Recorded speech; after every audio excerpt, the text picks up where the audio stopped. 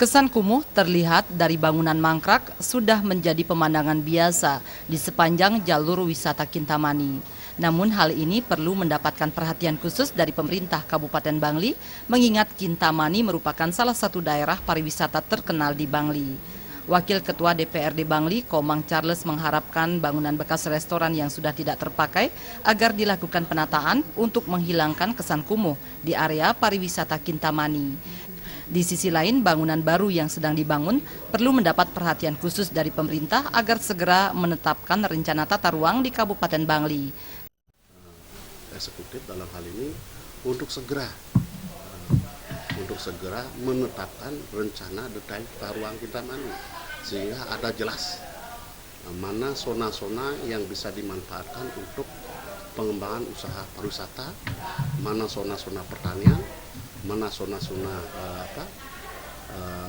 kawasan suci termasuk zona-zona lainnya. Ini yang menjadi prioritas harapan kami. Jadi rencana detail tata ruang untuk Kecamatan Kintamani maupun Kecamatan Bangli, Pembuku Susut ini harus segera di tahun ini bisa realisasi. Nah, sudah barang tentu kita berangkat dari rencana detail tata ruang ini dasar kita untuk melakukan pembangunan di Kabupaten Bangli. Agung Nia dan Joka Andika, Bali TV.